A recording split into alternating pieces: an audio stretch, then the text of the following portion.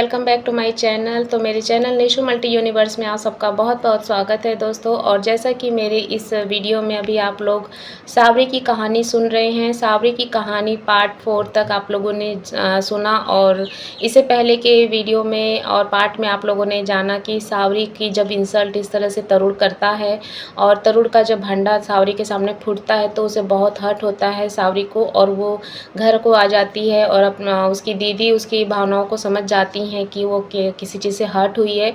और जब वह उससे बात पूछती है और वो बताती है तो सावरी की बहन को बहुत गुस्सा आता है और वो बोलती है मैं जाके कंप्लेंट करूँगी। अगले दिन जब वो जाती है तो वहाँ पे मतलब तरुण का भाई अंकुश उससे मिल जाता है और उससे वो सारी बातें तरुण समझ के बोलती है। और लास्ट में उसे पता चलता है कि ये तरुण नहीं, तरुण का भाई है, और उसे काफ़ी मतलब शर्मिंदगी महसूस होती है। लेकिन साथ में तरुण के भाई को पता चलने से वो अपने भाई को तरुण को मतलब समझाता है, बोलता है और उसको मतलब कि उसको ढाढ़स भी देता है उसकी बहन को कि मतलब कि वो उसको समझा देगा, अगली बार से वो ऐसा नहीं करेगा। तो आगे चल के जब पीहू जो है, पीहू कौन है, सावरी की बहन है, और जब वो घर को आती है तो पीहू बहुत मतलब कि आशा भरी नज़रों से उसको देखते अपनी बहन को पूछने के लिए कि आखिर कॉलेज में जब वो गई थी तो ऐसा मतलब कि क्या हुआ। तो आज के अपने इस पार्ट 5 में हम इसी बारे में बात करेंगे और आपको बताएंगे कि आगे मतलब कि जो सावरी है उसका मतलब कि वो अपनी बहन की बातें सुनती है तो उसका क्या रिएक्शन रहता है। तो यहाँ पे सावरी जो है वो पूछती है, मैंने पूछा तरुण ने आपको कुछ कहा तो नहीं? दीदी ने बोला नहीं, उसके बड़े भाई मिल गए तो उनसे ही शिकायत कर दी थी। वो बहुत अच्छे और सुलझे हुए स्वभाव के हैं, तुम्हें अब परेशान होने की ज़रूरत नहीं। अब वो कुछ नहीं कहेगा, तुम चाहो तो कॉलेज जा सकती हो, 4 दिन बाद ही जाने की ज़रूरत नहीं है। नहीं दीदी, मैं अब कुछ नहीं जाऊंगी और प्रेजेंटेशन की तैयारी करूंगी। दीदी ने कहा ठीक है, जैसी तुम्हारी मर्जी, मुझे भी कोई थोड़ी इंटरव्यू की तैयारी करनी है। परसों कॉलेज में प्लेसमेंट है मेरा, इस बार लास्ट ईयर है ना, आपका तो सिलेक्शन हो ही जाएगा, आप है ही इतनी समझदार। और खुश होते हुए वो बोलती है, सावरी बोलती अपनी दीदी को, तुम्हें अपनी प्रेजेंटेशन में मदद चाहिए इसीलिए उनकी इतनी तारीफ़ कर रही हो। ठीक है चलो, तुम्हारी भी तैयारी मैं करवा देती हूँ, पीहू बोलती है सावरी से। हम दोनों लैपटॉप लेकर बैठ गए। दीदी की मदद से बहुत अच्छे से प्रेजेंटेशन तैयार हो गया। अब बस मुझे सबके सामने एक्सप्लेन करने की प्रैक्टिस करनी थी। इतने सारे लोग होंगे, सबके सामने कैसे बोलूँगी, कैसे फिर से मेरा मजाक न बन जाए।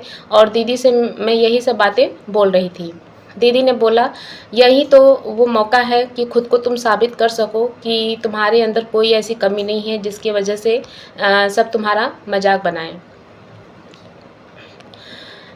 व्यवहार बदल जाए। और इसके बाद दीदी हमेशा ये मेरी आत्मविश्वास मतलब जगाती रही हैं, हमेशा वो अपने बातों से और मोटिवेशन से। अगला दिन भी इन्हीं सब तैयारी में निकल गया। दीदी के कॉलेज में आज इंटरव्यू था। मैंने दीदी को ऑल द बेस्ट बोला। दीदी अपनी तैयारी से अपने कॉलेज पहुंच गई। थोड़ी देर में इंटरव्यू शुरू हुआ। दीदी का नाम बोला गया। दीदी अंदर ऑफिस में गई तो दीदी चौंक गई। वहाँ 4 लोग थे जिसमें कॉलेज के सर और अंकुश भी था, बाकी के कंपनी के HR थे। दोनों की नज़र जब एक दूसरे से मिली तो हल्की सी मुस्कान दोनों के चेहरों पर आ गई। दीदी ने बहुत सहज भाव से इंटरव्यू दिया। सब दीदी से प्रभावित थे। इंटरव्यू का जवाब फ़ोन करके या ईमेल से बताया जाना था। दीदी घर आई तो मैं पूछने लगी कैसा था। सब दीदी ने बताया। अंकुश भी था वहाँ पे। जिस कंपनी के लिए वो इंटरव्यू देने गई थी वो कंपनी अंकुश की है। वैसे तो ऐसे ऑनर नहीं होते इंटरव्यू लेने कॉलेज, पता नहीं वो क्यों आए थे। मैंने पूछा अब फ़ोन कब आएगा? दीदी ने बोला कल।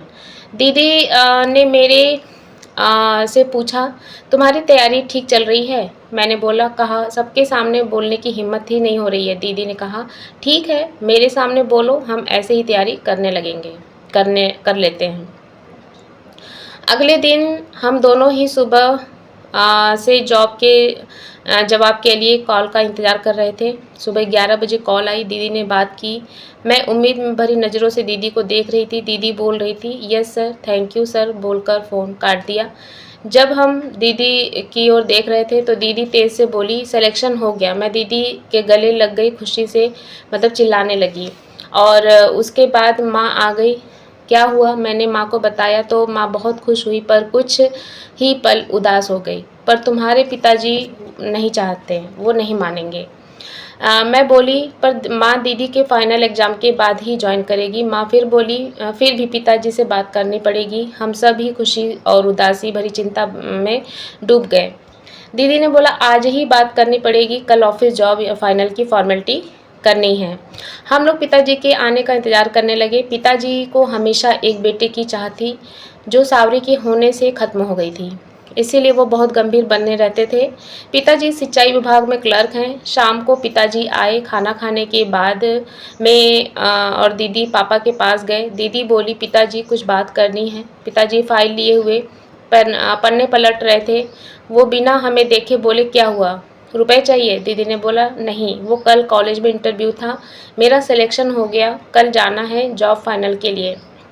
पिताजी ने फाइल बंद कर एक तरफ रख दी और हम दोनों को घूरते हुए बोलते हैं, तुम लोगों को मैंने कुछ कमी होने दी कभी? नहीं ना। तुम्हारे रिश्ते के लिए कुछ लड़के देखे हैं, फाइनल ईयर होते ही तुम्हारी शादी करा देंगे, फिर जो मर्जी हो कर लेना। बेटियां होती ही दूसरे घर की अमानत, ये अमानत जिसकी है उसके पास पहुंच जाए बस। जाओ सो जाओ, शादी के लिए सोचो, ये जॉब वॉब फालतू की बातें हैं। पापा ने यह बोल दूसरी तरफ मुंह कर लिया और लेट गए।